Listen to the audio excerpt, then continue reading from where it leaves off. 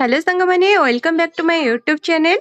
आज आसतु बनैबा काकर पिठा से पुणी गुड़ रे आउ चीनी अपेक्षा गुड़ भी बहुत हेल्दी थाए से आज आसतु बनैबा गुड़ काकरा। ଏହି ପିଠା ବନେଇବାକୁ ହେଲେ ଆମକୁ ସଠିକ ପରିମାଣରେ ଭାଗ ମାପକୁ ଧ୍ୟାନ ରଖିବାକୁ ପଡ଼ିବ। କାରଣ ଯଦି ଆପଣ 2 ଗିନା ସୁଜି ନଉଛନ୍ତି, ଏଇ ଛୋଟ ଗିନାରେ ମୁଁ ଯେତେ ନେଇଛି ଆପଣଙ୍କୁ ତାହେଲେ 4 ରୁ 5 କପ୍ ପାଣି ଦରକାର ପଡ଼ିବ। ଯୋଉଥିରେ ମୁଁ 3 କପ୍ ପାଣି ଏଇଠି ଫୁଟେଇ ଦେଇଥିଲି ଆଉ 2 କପ୍ ପାଣି ବାହାରେ ରଖିଥିଲି, ଯୋଉଟା କି ଏବେ ମତେ ଦରକାର ପଡ଼ିଲା ମୁଁ ଆଉ ସେଥିରେ ଦେଇକି ଭଲ ଭାବରେ ଜନ୍ତି ଦେଲି।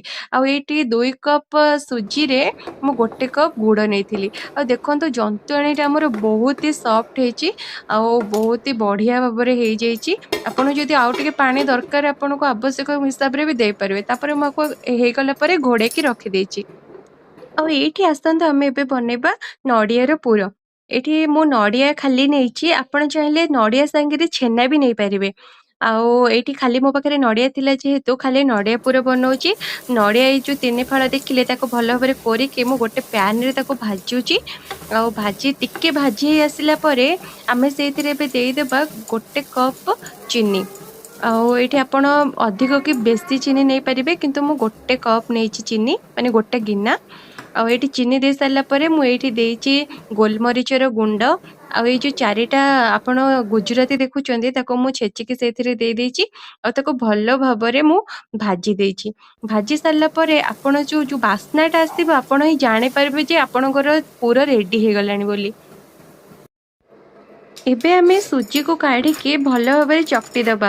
ଟିକେ ଉଷୁମ ଉଷୁମ ଥିବ, ହାତକୁ ଉଷୁମ ଲାଗୁଥିବ, ଚକଟି ସାରିଲା ପରେ ଆମେ ନିଜ ହିସାବରେ ବଡ କି ଛୋଟ ଆପଣଙ୍କୁ ଯେତିକି ଦରକାର ସେଇ ହିସାବରେ ଆମେ ନେଇଯିବା ସୁଜିକୁ।